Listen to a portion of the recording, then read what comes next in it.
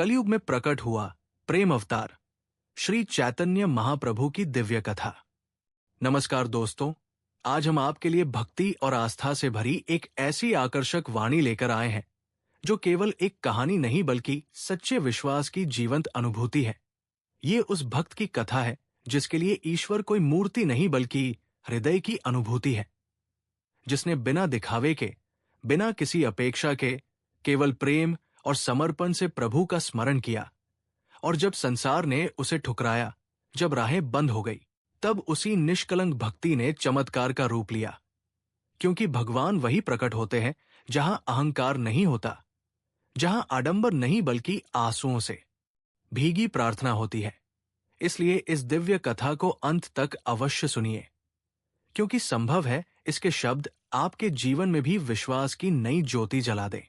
तो आइए बिना देर किए उस कथा की ओर चलते हैं। कलयुग का वो समय था जब पृथ्वी पर धर्म का प्रकाश मंद पड़ने लगा था। मनुष्य का हृदय भय, स्वार्थ और दिखावे से भरता जा रहा था, और भगवान को पाने का मार्ग इतना कठिन बना दिया गया था कि साधारण जन स्वयं को उससे दूर समझने लगा था। यज्ञ, तप, व्रत, नियम और शास्त्रों की जटिल व्याख्याओं ने भक्ति को बोझ बना दिया था। लोगों के मन में यह धारणा बैठ चुकी थी कि ईश्वर केवल विद्वानों, राजाओं या कठोर तपस्वियों के लिए है। ऐसे समय में करुणा के सागर भगवान श्री कृष्ण ने स्वयं विचार किया कि यदि वे अब भी इसी रूप में पूजे जाते रहे तो कलयुग का मनुष्य उनसे दूर ही रह जाएगा। तब उन्होंने निश्चय किया कि वे इस युग में भक्त के रूप में अवतार लेंगे, ताकि स्वयं उदाहरण बनकर ये दिखा सके कि भगवान को पाने के लिए न तो धन चाहिए, न विद्वत्ता, न ही कठोर साधना, केवल शुद्ध प्रेम ही पर्याप्त है। इसी दिव्य संकल्प के साथ 1486 ईस्वी में फाल्गुन पूर्णिमा की पावन रात्रि में बंगाल के नवद्वीप धाम में एक साधारण ब्राह्मण परिवार में एक तेजस्वी बालक ने जन्म लिया, जिसका नाम रखा गया विश्वंभर मिश्र। पर पूरे नवद्वीप में वह प्रेम से निमाई कहलाया। कहा जाता है कि जन्म लेते ही उस बालक के शरीर से अद्भुत तेज प्रकट हुआ, और जब वो शिशु रोता था तो उसे चुप कराने का कोई उपाय काम नहीं आता था। पर जैसे ही आसपास की स्त्रियां हरि हरि का उच्चारण करती, बालक तुरंत शांत हो जाता, मानो वो नाम ही उसकी आत्मा की पुख आर हो। धीरे धीरे निमाई बड़े हुए। उनकी बुद्धि इतनी तीव्र थी कि अल्प आयु में ही वे व्याकरण, तर्क और शास्त्रों में पारंगत हो गए। नवद्वीप जैसे विद्या के केंद्र में वे महान पंडित के रूप में प्रसिद्ध हो गए। लोग दूर दूर से उनसे शास्त्रार्थ करने आते, पर बाहरी विद्वत्ता के भीतर उनका हृदय किसी और ही लोक में डूबा रहता। जब भी वे श्री कृष्ण का नाम सुनते, उनका शरीर कांप उठता, आंखों से आंसू बहने लगते, और वे स्वयं भी नहीं समझ पाते कि ये कैसा भाव है जो उन्हें संसार से अलग करता जा रहा है। एक दिन जब उन्हें गहरे कृश न प्रेम का अनुभव हुआ तो उनका जीवन पूरी तरह बदल गया। वो निमाई जो तर्क में अपराजय था, अब प्रेम में हार जाना चाहता था। संसार की मान प्रतिष्ठा, विद्वता और सुख उन्हें तुच्छ लगने लगे। उन्होंने संन्यास लेने का निश्चय किया, और जब उन्होंने केश त्याग कर भगवा वस्त्र धारण किए तो पूरा नवद्वीप रो पड़ा, क्योंकि लोगों को लग रहा था कि उनका दीपक बुझ गया, पर वास्तव में उसी क्षण कलयुग को उसका सबसे उज्जवल दीपक मिल चुका था। संन्यास के बाद वही निमाई अब श्री चैतन्य महाप्रभु कहलाए, जिनके मुख से निरंतर हरिनाम बहने लगा। वे जहां जाते वही प्रेम का ज्वार उमड़ पड़ता। ऊंच नीच, जाति पाति, स्त्री पुरुष का भेद उनके सामने टूट जाता, क्योंकि वे सबको एक ही दृष्टि से देखते थे। कृष्ण का अंश मानकर महाप्रभु स्वयं को भगवान नहीं कहते थे, वे स्वयं को कृष्ण का दास कहते थे। पर जब वे संकीर्तन करते, जब वे हरे कृष्ण उच्चारण करते, तो लोगों को ऐसा अनुभव होता मानो स्वयं श्री कृष्ण प्रेम बनकर उनके सामने नृत्य कर रहे हों। यही वह प्रेम अवतार था जिसने कलयुग के अंधकार में भक्ति का दीप प्रज्वलित किया, और यही वह दिव्य व्यक्तित्व था जिसके हृदय में आगे चलकर एक ऐसी पीड़ा जन्म लेने वाली थी जो पूरे वृंदावन को फिर से संसार के सामने प्रकट कर देने वाली थी। श्री चैतन्य महाप्रभु जब संन्यास के बाद भारत के विभिन्न स्थानों में भ्रमण कर रहे थे और हरिनाम संकीर्तन के द्वारा लोगों के हृदय में कृष्ण प्रेम जगा रहे थे, उसी समय उनके भीतर एक ऐसी गहरी पीड़ा जन्म लेने लगी जिसे शब्दों में व्यक्त करना कठिन था। ये पीड़ा किसी सांसारिक दुख की नहीं थी। ये पीड़ा थी अपने प्रियतम श्री कृष्ण की लीला भूमि के लुप्त हो जाने की। महाप्रभु जब भी श्री कृष्ण की बाल लीलाओं, रासलीला, गोवर्धन धारण और वृंदावन की मधुर कथाओं को सुनते या गाते तो उनका हृदय भीतर से टूटने लगता, उनकी आंखों से अश्रुधारा बहने लगती और वे बार बार यही कहते कि जिस वृंदावन में मेरे श्याम ने प्रेम को साक्षात जिया, वो वृंदावन आज लोगों की स्मृति से कैसे मिट गया। समय के साथ घने जंगलों ने उस पवित्र भूमि को ढक लिया था। लताएं और झाड़ियां उन स्थानों पर उगाई थी जहां कभी गोपियां नृत्य करती थी। यमुना बह तो रही थी, पर लोग उसे केवल एक साधारण नदी समझने लगे थे। गोवर्धन पर्वत खड़ा तो था, पर उसकी महिमा को पहचानने वाला कोई नहीं था। लोग मथुरा तो जानते थे, पर वृंदावन का वास्तविक स्वरूप पहचान से बाहर हो चुका था। महाप्रभु जब ये सब सोचते तो उनका हृदय करुणा से भर जाता। वे अनुभव करते कि यदि वृंदावन को फिर से प्रकट नहीं किया गया तो आने वाली पीढ़ियां श्री कृष्ण को केवल ग्रंथों में बंद एक कथा मान लेंगी, जीवंत प्रेम नहीं। यही विचार उनके हृदय को भीतर से जला रहा था। वे रात्रि में एकांत में बैठकर रोते, कभी भूमि पर गिरकर कृष्ण को पुकारते और कहते कि हे नंद नंदन, क्या तुम्हारी लीला भूमि इस कलयुग में सदा के लिए लुप्त तो हो जाएगी? क्या अब कोई उस धूल को पहचानने वाला नहीं रहेगा जहां तुम्हारे चरण पड़े थे? धीरे धीरे ये पीड़ा एक दृढ़ संकल्प में बदलने लगी। महाप्रभु ने निश्चय कर लिया कि वे स्वयं वृंदावन जाएंगे और उस धाम को फिर से संसार के सामने प्रकट करेंगे। उन्होंने न किसी राजा से सहायता मांगी, न किसी विद्वान से मार्ग पूछा, क्योंकि वे जानते थे कि ये यात्रा बाहरी आंखों से नहीं, भीतर की अनुभूति से पूरी होगी। प्रयाग और काशी जैसे तीर्थों से होते हुए जब वे वृंदावन की ओर बढ़े तो उनका मन पहले से ही उस धाम में पहुंच चुका था।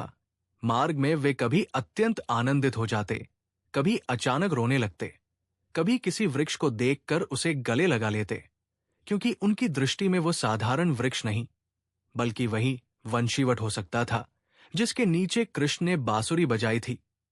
लोग उन्हें देखकर आश्चर्य करते थे। कुछ लोग उन्हें दिव्य संत मानते थे तो कुछ उन्हें भावुक सन्यासी समझते थे, पर कोई ये नहीं जानता था कि उनके हृदय में उस समय पूरे वृंदावन का जीवंत स्वरूप प्रकट हो रहा था। यही वो अवस्था थी जिसमें श्री चैतन्य महाप्रभु वृंदावन की ओर बढ़ रहे थे। ये कोई सामान्य यात्रा नहीं थी। ये प्रेम और विरह की अग्नि में तपता हुआ वो मार्ग था जो आगे चलकर भूले हुए वृंदावन को पुनः जगाने वाला था। जब श्री चैतन्य महाप्रभु मथुरा की सीमा पार कर वृंदावन की ओर बढ़े तो उनके भीतर का भाव किसी सामान्य यात्री जैसा नहीं था। वो ऐसा था जैसे कोई आत्मा अपने जन्म जन्मांतर के घर की ओर लौट रही हो। जैसे ही उन्होंने वृंदावन की पावन भूमि पर चरण रखा, उनके शरीर में अद्भुत परिवर्तन होने लगा। कभी वे कांपने लगते, कभी उनके रोंगटे खड़े हो जाते, कभी वे बिना किसी कारण के जोर जोर से रोने लगते। उनके शिष्य और साथ चल रहे लोग घबरा जाते, पर महाप्रभु के मुख से बस यही शब्द निकलते कि मैं आ गया हूं, मैं अपने श्याम के धाम में आ गया हूं। उन्होंने सबसे पहले उस भूमि को साष्टांग प्रणाम किया और मिट्टी को उठाकर अपने मस्तक से लगा लिया, क्योंकि उनके लिए ये साधारण मिट्टी नहीं थी। ये वही रज थी जिसने श्री कृष्ण के चरणों का स्पर्श पाया था। जैसे जैसे वे आगे बढ़े, उनके भीतर की लीला स्मृति और प्रबल होती गई। जब वे यमुना के तट पर पहुंचे और पहली बार उस जलधारा को देखा तो वे संभल नहीं पाए और वहीं मूर्छित होकर गिर पड़े। उनके मुख से फूट फूट कर विलाप निकलने लगा, क्योंकि उनकी दृष्टि में ये कोई नदी नहीं थी, ये राधा की प्रिय सखी यमुना थी, जिसने कृष्ण के हास्य, विरह और रास की साक्षी दी थी। कुछ देर बाद जब उन्हें होश आया तो वे यमुना के जल को अपने नेत्रों से लगाकर बोले कि हे देवी, तुमने मेरे श्याम को अपनी लहरों में कैसे कैसे छुपाया होगा। इसके बाद जब वे गोवर्धन पर्वत की ओर बढ़े तो दूर से ही उसे देखकर उनके नेत्रों से अश्रु बहने लगे। वे दौड़ते हुए गए और गोवर्धन की शिलाओं को गले लगाकर ऐसे रोने लगे जैसे कोई बिछड़ा हुआ प्रिय मिल गया हो। वे बार बार कहते रहे कि यही तो वो गिरिराज है जिसे मेरे श्याम ने अपनी छोटी उंगली पर उठाकर ब्रजवासियों की रक्षा की थी। साधारण लोग उस पर्वत को केवल पत्थरों का ढेर समझते थे, पर महाप्रभु की दृष्टि में वो साक्षात कृष्ण का स्वरूप था। वे जहां जहां जाते वही भाव में डूब जाते, कभी किसी कुंज में प्रवेश करते और कहते कि यही राधा कृष्ण ने विश्राम किया था, कभी किसी निर्जन स्थान पर रुककर कहते कि यही रासलीला हुई थी। लोग पूछते कि प्रमाण क्या है, पर महाप्रभु के पास प्रमाण के रूप में केवल उनख अप्रेम था, और वही प्रेम आगे चलकर सत्य सिद्ध हुआ, क्योंकि जिन स्थानों की पहचान उन्होंने अपने भाव से की वही स्थान आगे चलकर सेवाकुंज, निधिवन, वंशीवट और रासस्थली के रूप में प्रतिष्ठित हुए। ये खोज किसी नक्शे, ग्रंथ या इतिहास के आधार पर नहीं हुई थी। ये खोज उस आत्मा की स्मृति से हुई थी जिसने स्वयं उन लीलाओं को रचा था। यही कारण है कि वैष्णव परंपरा में कहा जाता है कि वृंदावन को श्री चैतन्य महाप्रभु ने नहीं खोजा, बल्कि वृंदावन ने स्वयं अपने प्रेमी को पहचान लिया। उस समय वृंदावन के वन, वृक्ष, लताएं और पवित्र धूल मानो जीवित हो उठी थी, क्योंकि सदियों बाद स्वयं कृष्ण प्रेम बनकर उस भूमि पर फिर से चले थे। और इसी दिव्य अनुभूति के साथ वृंदावन का वो स्वरूप धीरे धीरे संसार के सामने प्रकट होने लगा, जिसे लोग युगों से भूल चुके थे। जब श्री चैतन्य महाप्रभु ने अपने प्रेम से वृंदावन के लुप्त स्थलों को पुनः प्रकट कर दिया, तब उनके हृदय में एक और गहरी चिंता उत्पन्न हुई। वे जानते थे कि उनका ये कार्य केवल भाव तक सीमित नहीं रहना चाहिए, क्योंकि समय के साथ भाव भी विस्मृत हो सकता है यदि उसे शास्त्र, साधना और व्यवस्था का आधार न मिले। महाप्रभु भली भांति जानते थे कि कलयुग में आने वाली पीढ़ियां तभी वृंदावन को समझ पाएंगी जब इस प्रेम को शब्द, ग्रंथ और परंपरा का स्वरूप दिया जाएगा। इसी उद्देश्य से उन्होंने अपने दो अत्यंत प्रिय और योग्य शिष्यों श्री रूप गोस्वामी और श्री सनातन गोस्वामी को वृंदावन बुलाया। ये दोनों पहले उच्च पदों पर कार्य कर चुके थे, सांसारिक विद्वत्ता और प्रशासन में निपुण थे, पर महाप्रभु के संपर्क में आकर उन्होंने सब कुछ त्याग दिया था। महाप्रभु ने उन्हें केवल उपदेश नहीं दिया, बल्कि अपने हृदय का सार सौंप दिया और कहा कि वृंदावन की प्रत्येक लीला, प्रत्येक कुंज, प्रत्येक भाव को ग्रंथों में बांध दो, ताकि आने वाला समय इसे भूल न सके। उन्होंने ये भी कहा कि मंदिर केवल पत्थरों की रचना नहीं होंगे, वे भक्ति के जीवित केंद्र होंगे, जहां साधारण मनुष्य भी भगवान को अपने निकट अनुभव कर सकेगा। महाप्रभु के इस आदेश को पाकर गोस्वामी वृंदावन में बस गए और उन्होंने अत्यंत कठिन परिस्थितियों में साधना और लेखन प्रारंभ किया। वे वृक्षों के नीचे रहते, अल्प भोजन करते और दिन रात ग्रंथों की रचना में लगे रहते। उनके द्वारा लिखे गए ग्रंथों ने वैष्णव भक्ति को दार्शनिक आधार दिया और ये सिद्ध किया कि प्रेम कोई भावुकता नहीं, बल्कि सर्वोच्च आध्यात्मिक सत्य है। इसी काल में वृंदावन में मदन मोहन जी, गोविंद देव जी जैसे प्राचीन मंदिरों की स्थापना हुई, जिससे वृंदावन फिर से तीर्थ के रूप में जीवित हो उठा। इसी के साथ श्री चैतन्य महाप्रभु ने कलयुग के लिए सबसे सरल और प्रभावी साधना को स्पष्ट रूप से स्थापित किया, हरिनाम संकीर्तन। उन्होंने कहा कि इस युग में न तो कठोर तप संभव है, न जटिल यज्ञ, न ही हर व्यक्ति शास्त्रों का गहन अध्ययन कर सकता है, पर भगवान का नाम हर कोई ले सकता है, चाहे वो किसी भी जाति, वर्ग या अवस्था का हो। उन्होंने ये भी स्पष्ट किया कि भगवान नाम से भिन्न नहीं है, नाम में ही भगवान स्वयं प्रकट होते हैं। यही कारण है कि महाप्रभु जहां भी गए उन्होंने पहले मंदिर नहीं बनाए, बल्कि नाम का प्रचार किया, क्योंकि नाम के बिना मंदिर भी शून्य है। आज जब हम वृंदावन की गलियों में, मंदिरों में और कुंजों में हरिनाम की ध्वनि सुनते हैं, तो वो केवल परंपरा नहीं, बल्कि श्री चैतन्य महाप्रभु के हृदय की प्रतिध्वनि है। उन्होंने ये सिद्ध कर दिया कि वृंदावन कोई भौगोलिक स्थान मात्र नहीं, बल्कि एक चेतन अवस्था है जो प्रेम से जागृत होती है। और जब तक संसार में एक भी ऐसा हृदय रहेगा जो निष्कपट भाव से कृष्ण का नाम लेगा, तब तक वृंदावन जीवित रहेगा। यही महाप्रभु की सबसे बड़ी लीला थी कि उन्होंने बिना राज्य, बिना सेना और बिना सत्ता के केवल प्रेम के बल पर भूले हुए धाम को पुनः स्थापित कर दिया और कलयुग को उसका सबसे सरल, मधुर और शाश्वत मार्ग प्रदान कर दिया। जब श्री चैतन्य महाप्रभु ने वृंदावन को पुनः प्रकट कर दिया, गोस्वामियों को अपना दिव्य मिशन सौंप दिया और हरिनाम संकीर्तन को कलयुग का सबसे सरल मार्ग घोषित कर दिया, तब उनका हृदय पूर्णतः शांत हो चुका था, क्योंकि वे जानते थे कि अब कृष्ण प्रेम की धारा कभी रुकेगी नहीं। इसके बाद महाप्रभु ने अधिक समय तक सार्वजनिक रूप से भ्रमण नहीं किया। वे पूरी धाम में अधिक अंतर्मुखी हो गए। उनका प्रेम इतना तीव्र हो चुका था कि उनका शरीर उसे संभाल नहीं पाता था। वे दिन रात श्री कृष्ण के विरह और मिलन के भाव में रहते, कभी राधा के भाव में रोते, कभी कृष्ण के नाम पर हंसते। उनके लिए दिन और रात, संसार और वैराग्य सब एक हो चुका था। वे अपने शिष्यों से बार बार यही कहते कि मैं कोई गुरु नहीं हूं, मैं तो केवल नाम का दास हूं। नाम लो, नाम जपो, नाम में ही सब कुछ है। उन्होंने कभी चमत्कार दिखाने का प्रयास नहीं किया, नहीं स्वयं को भगवान घोषित किया। फिर भी उनके जीवन का प्रत्येक क्षण स्वयं में एक चमत्कार था। धीरे धीरे उनका बाह्य जीवन सीमित होता गया, पर उनका प्रभाव पूरे भारत में फैलता चला गया। बंगाल से लेकर वृंदावन तक और पुरी से लेकर दक्षिण भारत तक हरिनाम की ध्वनि गूंजने लगी।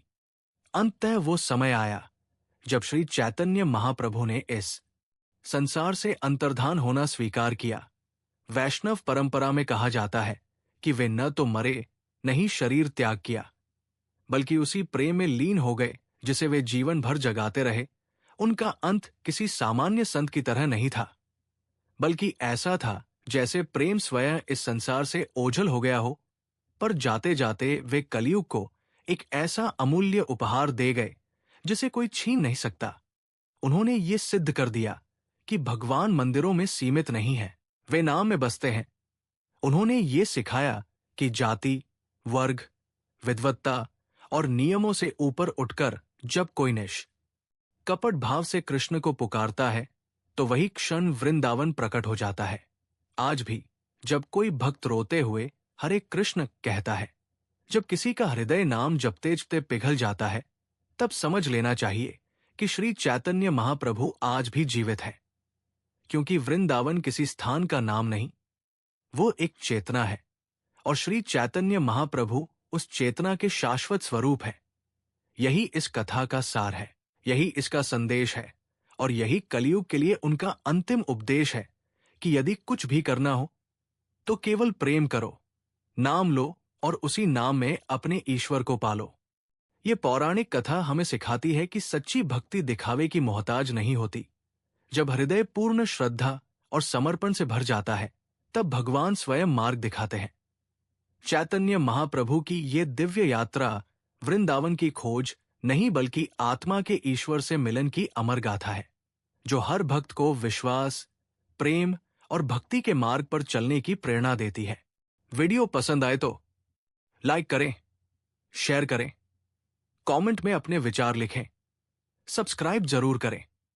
भक्ति की ऐसी दिव्य कथाओं के लिए हमारे चैनल से जुड़े रहें। धन्यवाद।